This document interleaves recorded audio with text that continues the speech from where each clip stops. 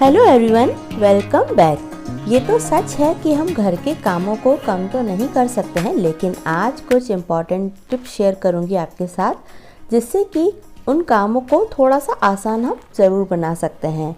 एक कदम आगे की बात तो आपने सुनी होगी, तो बस हमें भी वही करना है। किसी भी काम को करने से पहले ही हमें उसे प्लान कर लेना है या फिर थोड़ा सा प्रोसेस में ला देना है।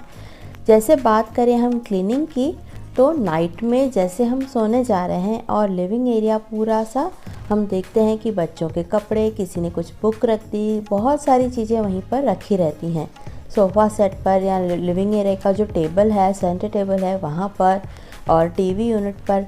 तो हमें नाइट में ही वहाँ से काफ़ी कुछ सामान उठा लेना है, जितना भी हमें टाइम रहे, ताकि सुबह हम जैसे ही उठें तो हमें काफ़ी कुछ साफ़ दिखाई दे। इससे दो फ़ायदे हैं। एक तो हमारा आधा काम रात में ही हो जाता है, जब सब लोग टीवी वगैरह देखते हैं या फिर खाना खा चुके होते हैं, थोड़ा बड़ा राउंड लगाते हैं, तो उस समय हमारे काफ़ी काम हो चुके होते हैं।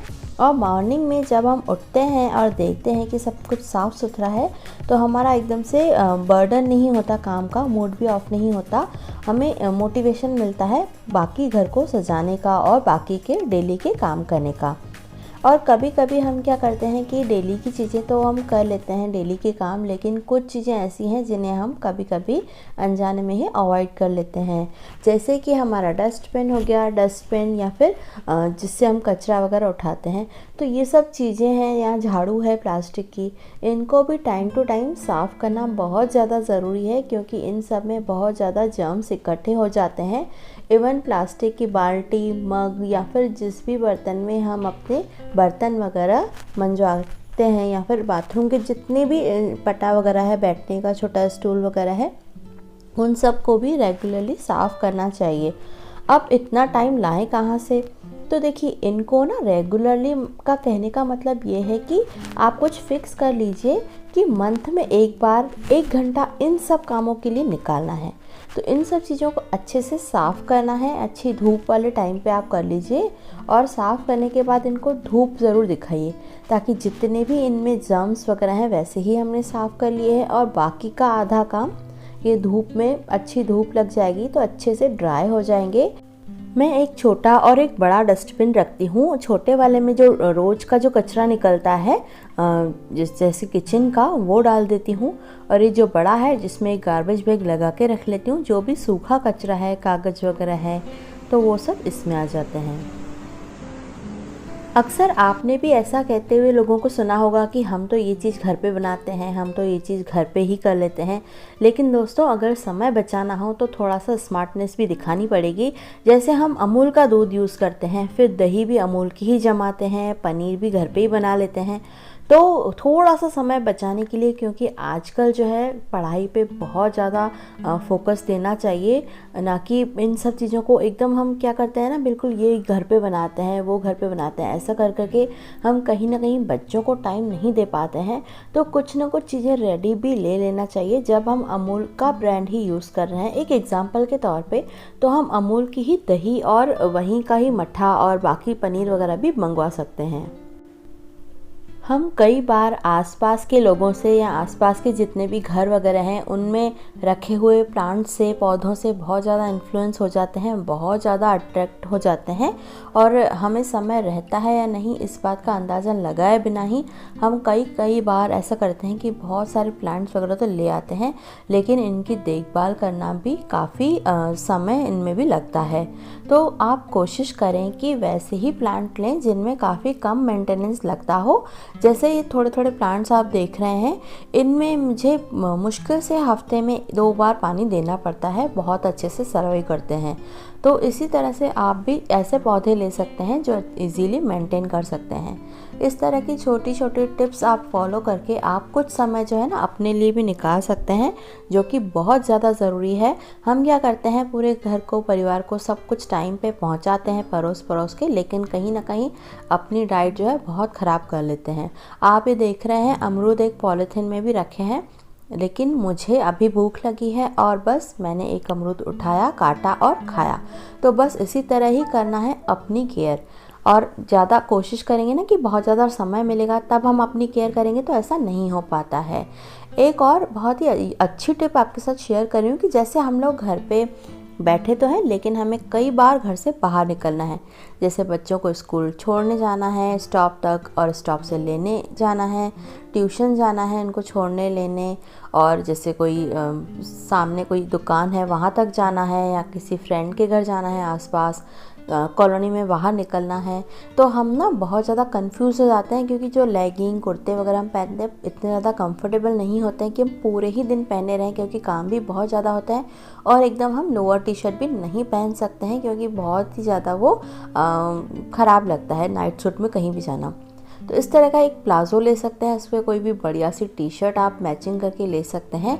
टी शर्ट की जगह पे आप छोटी सी कोई कुर्ती ले सकते हैं, फ़िलहाल मैंने टी शर्ट ही डाली हुई है। इस तरह से कोई भी पतला सा स्टॉल लेंगे तो ये वाला जो मैंने प्लाज़ो पहना हुआ है ना एकदम अच्छा लगता है, ऐसा नहीं लगता है कि नाइट वेयर ही है।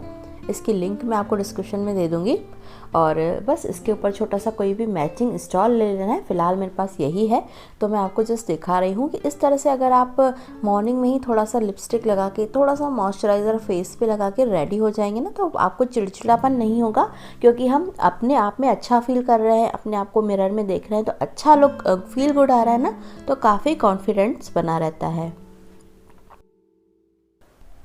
हमें जब बच्चों को पढ़ाना रहता है तो हम क्या करते हैं, उस समय बच्चों को पढ़ाने बिठाते हैं। लेकिन सच्चाई तो यही है कि जब हम पढ़ाने बिठाते हैं, मान लीजिए हम शाम को 4 बजे पढ़ाने बिठा रहे हैं, तो 4 बजे से लेके 4:30 तक या 4:45 तक पेंसिल, शार्पनर, रबड़ या फिर प्रॉपर जो बुक्स हैं वही ढूंढते रह जाते हैं, और क्या पढ़ाना है इसमें भी काफ़ी सारा समय वेस्ट हो जाता है। तो सबसे बेटर ये है कि पहले आप जब घर पे बैठे हैं, बच्चों के आने से पहले ही आप उनकी जो स्टडी वाला जो जोन है पूरा क्लीन कर लें फटाफट से, क्योंकि रोज़ ही बच्चों का टाइम टेबल जो है अलग अलग होता है, अलग अलग बुक्स वगैरह ले जाते हैं तो काफ़ी फैला देते हैं। तो उसको सबको रेडी कर लीजिए, और जो भी चीज़ें मिक्स हो गई हैं ना किताबों में वो सब हटा दीजिए। इस तरह से कोई भी एक्स्ट्रा कागज़ वगैरह सब हो उनको एक अलग से पॉलीथीन में रख के, और कहीं भी जहाँ आप हैंग करते हो या रखते हो वहाँ रख दीजिए। सिर्फ पढ़ाई वाली ही किताबें होनी चाहिए, ताकि ढूंढने में समय वेस्ट ना हो। और उनका रफ़ रजिस्टर जो भर गया है उसको हटा दीजिए, नए से रिप्लेस कर दीजिए। इस तरह से सारी चीज़ें, सारी तैयारी, क्या पढ़ाना है सब कुछ पहले से ही तय करके रख लीजिए, ताकि जैसे ही स्कूल से हैं वो करने लगें। ये आप देख रहे हैं कुछ प्रिंट आउट्स मैंने निकलवाए थे, और उसी के ही क्वेश्चंस में दे रही हूँ, ताकि आने के बाद वो अच्छे से कर पाए। इससे उसका समय भी बहुत बच जाएगा, और एक माइंडसेट रहेगा कि ये वाली तैयारी करके रखी हुई है, तो मैंने इसको कल ही रिवीजन के लिए बोल दिया था, आज वो पूरा इसमें टेस्ट देगा। तो इस तरह से क्वेश्चन पेपर में बना रही हूँ। जब भी हम कभी बाहर जाते हैं शॉपिंग करने के लिए, तो हमें थोड़ी थोड़ी हैबिट्स ना चेंज करनी होगी, क्योंकि हम अगर कुछ एक्स्ट्रा सामान खरीदते हैं ना, तो सिर्फ हमारा पैसा ही खर्च नहीं होता, लेकिन हमारा टाइम भी उतना ही वेस्ट होता है। देखिए, जो हमने लिस्ट बनाई है, जितनी हमें ज़रूरत है हम जाएं उतना ही उठा लें। हाँ, एक आध अगर चीज़ लगती है भाई ये रही हुई है, वाकई में इसकी नीड है, तो ही उसे लेना चाहिए। बिल्कुल सोच के समझ के ही लेना चाहिए, चाहे आप शॉपिंग मॉल में जा रहे हो या शॉप पे जा रहे हो। हर कोई यही आपको स्टिमुलेट करेगा कि आप ये शॉपिंग कर लें, वो बहुत अच्छा है, ये चीज़ बहुत अच्छी है। लेकिन आपको तभी कोई चीज़ पिक करनी है जब आपको लगे कि हाँ वाकई में इस चीज़ के इतने पैसे वर्थ हैं, और ये चीज़ घर में उतनी ही यूटिलिटी उसकी है, यूटिलाइजेशन है उस चीज़ का। उसके बाद ही वो चीज़ परचेस करें, नहीं तो हमारा पैसा वेस्ट होता है, हमारा समय वेस्ट होता है, और सबसे बड़ी बात, हमारा जो घर में जो स्पेस है वो बहुत ज़्यादा फिर इन्हीं चीज़ों में यूज़ होता है, और फिर हमारा जो टेंशन है वो अलग ही बढ़ जाता है कि हम अब ये चीज़ कहाँ रखें, और ऐसी सेम चीज़ ऑलरेडी थी, इतनी पुरानी तो हुई नहीं है, इसको हम डिस्कार्ड भी नहीं कर सकते, और हम यूज़ करेंगे तो इच्छा हो रही है कि न्यू वाली यूज़ करें। मतलब बहुत सारी चीज़ें उससे जुड़ी हुई रहती हैं। हमें सिर्फ ये लगता है कि हम बाहर जा रहे हैं तो क्या हुआ, एक आध चीज़ एक्स्ट्रा खरीद ली, तो नहीं, ऐसा नहीं होता है। हम जो चीज़ खरीद रहे हैं ना, उस पर पैसा, समय, अपना दिमाग, टाइम, और उसके रख रखाव की जो मेंटेनेंस की जो टेंशन है, वो सब चीज़ें अलग ही उसके साथ भी जुड़ी हुई हैं। इस तरह से ट्राई करना है कि एक लिस्ट बना लें पहले ही, ग्रॉसरी की अलग से, बाकी चीज़ों की अलग से, वहाँ जाएं और केवल उतनी ही चीज़ें खरीदें। ये जो 5-10 मिनट आप उसके लिए निकालेंगे ना, जितना कि लिखना है लिस्ट, ये जो 5-10 मिनट हैं वो आपके बहुत सारे पैसे बचा देगा। अगर लिस्ट बनी ही नहीं होगी तो हम जाते हैं सबसे पहले सोचते हैं क्या लें, और जो चीज़ें हमारे सामने दिखती हैं बस उन्हीं पे ध्यान जाता है। लेकिन अगर हमारे हाथ में लिस्ट रहेगी तो हमें पता है कि हमें क्या लेना है, हमें बार बार दिख रहा है, तो बस उसी के आधार पर हम शॉपिंग करते हैं। ऐसे ही बच्चों को भी आदत डालें, जहाँ भी चलते हैं ये टॉय वो टॉय। फिर क्या होता है ना कि टॉय इतने सारे हो जाते हैं तो पर्टिकुलर जो टॉय है या फिर जो टॉय एक आध लेना चाहिए उस पर फोकस करना चाहिए, अच्छे से खेलना चाहिए, ऐसा नहीं होता, बल्कि डिस्ट्रैक्शन ज़्यादा होता है। तो चलिए एक प्यारी सी रेसिपी आपके साथ शेयर कर रही हूँ। ये है सिंधी पालक, चना दाल में बनाते हैं इसको। पालक मैंने धो दी है और धोने के बाद मैं इसको कट करती हूँ कैंची से, बहुत ही इजी हो जाता है। पालक हमेशा पहले धो लें उसके बाद ही कट करें। कई लोगों को मैंने देखा है कि पूरी पालक काट लेते हैं उसके बाद धोते हैं, बहुत ही गलत प्रोसेस है, उसमें आयरन जो है ना पूरा निकल जाता है। तो इस तरह से वॉश करने के बाद फिर काट लें इसको। और कटने के बाद मैंने इसके साथ चना दाल भिगो दी है, थोड़े से टमाटर चाहिए, मिर्च चाहिए और चाहिए प्याज। और मैंने यहाँ पर दूसरी तरफ बनाऊंगी पालक के साथ मेथी के पुलाव। मेथी के पुलाव बनाने के लिए चावल गला दिए हैं, जिसका पानी मैं निकाल के रख रही हूँ। ये है राइस वाटर, इससे हम फेस वॉश करते हैं तो काफ़ी रंगत में निखार आता है।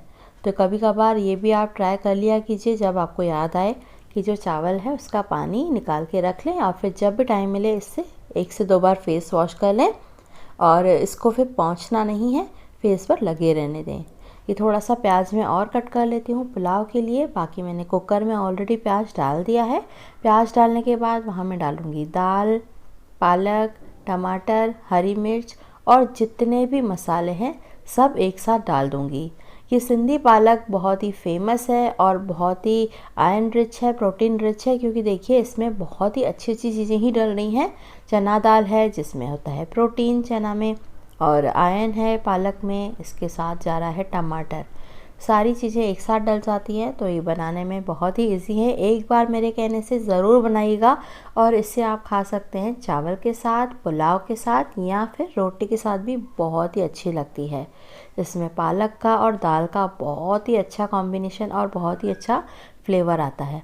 इसको मैं ज़रा सा चला के और ऐसे ही छोड़ दूँगी स्लो पे। और दूसरी तरफ तैयारी कर रही हूँ पुलाव की। पुलाव के लिए भी मैंने मेथी पहले धो ली है, उसी के बाद काट रही हूँ कैंची से। किचन वाली कैंची अलग है, बट फ़िलहाल मैंने यही यूज़ करी है। ये जो कढ़ाई आप देख रहे हैं ये मैं यूज़ करती हूँ पूड़ी वगैरह के लिए या फिर कुछ फ्राइम्स बनाना हो उसके लिए। ये लोहे की कढ़ाई है और थोड़ी सी सकरी है, मतलब ये थोड़ी सी गहरी कढ़ाई है, तो इसमें तेल बहुत ज़्यादा डालना नहीं पड़ता है। ज़रा से तेल में ही पूड़ी एकदम फूली फूली निकलती है। तो इस तरह से अगर तलना हो, तलने वाली चीज़ें यूज़ करनी हो, तो आप लोहे की कढ़ाई भी यूज़ कर सकते हैं। और मेरा ये 3 बर्नर वाला गैस है, तो इस पर मैं आसानी से 3 चीज़ें बना सकती हूँ। इसके अलावा लेफ्ट हैंड पे रखा हुआ है इंडक्शन कुकटॉप, जिससे कि कुछ और बनाना हो, कुछ उबालना हो, तो इंडक्शन कुकटॉप का भी मैं यूज़ करती हूँ। पहले मेरे पास 2 बर्नर वाला गैस था, सिंपल जो स्टील वाला होता है, इंडक्शन कुकटॉप भी नहीं था। लेकिन लास्ट ईयर मैंने जब घर रिनोवेट करवाया तो ये सब चीज़ें भी चेंज कर ली, और चेंज करना चाहिए। घर में थोड़ी थोड़ी चीज़ें जो है ना न्यू करनी चाहिए, इससे बहुत ही अच्छा भी लगता है मन को। और मैं तो ये कहती हूँ कि जब लेटेस्ट चीज़ें आ जाती हैं तो हम उनका यूज़ क्यों नहीं करते। हम ये सोचते हैं कि जब पहले वाली चीज़ पूरी ख़त्म हो जाएगी उसके बाद यूज़ करेंगे, तो ऐसे में तो काफ़ी टाइम ही निकल जाता है। तो दोस्तों आज के वीडियो में बस इतना ही। और मैंने दिवाली डेकोरेशन के वीडियोस ऑलरेडी आपके साथ अपलोड कर लिए हैं, प्लीज़ जाकर उन्हें भी चेक कीजिए, आपको बहुत ही अच्छे लगेंगे। ये जो बीच में ट्रे देख रहे हैं ये भी मैंने DIY एक पुराने फ्राइंग पैन से बनाई है। इस तरीके के दिए भी मैंने घर पर ही डेकोरेट करे हैं। तो दोस्तों आज की वीडियो में अगर कुछ भी आपको इम्पॉर्टेंट लगा हो, कोई भी टिप आपको अच्छी लगी हो, तो प्लीज़ चैनल को सब्सक्राइब ज़रूर करना, मुझे मोटिवेट ज़रूर करना। सभी प्रोडक्ट्स की लिंक आपको डिस्क्रिप्शन बॉक्स में मिल जाएगी, तो डिस्क्रिप्शन बॉक्स में जाकर आप चेक करके वहाँ से भी परचेज़ कर सकते हैं। अपना तब तक बहुत ज़्यादा ध्यान रखिएगा और वीडियो को पूरा देखने के लिए thank you so much friends. इसी तरह से अपना प्यार मुझे देते रहिए। तो जल्दी ही मिलते हैं किसी अच्छे अगले इंफॉर्मेटिव वीडियो के साथ। तब तक अपना बहुत सारा ध्यान रखें। Thank you, thanks for watching, take care and bye bye friends.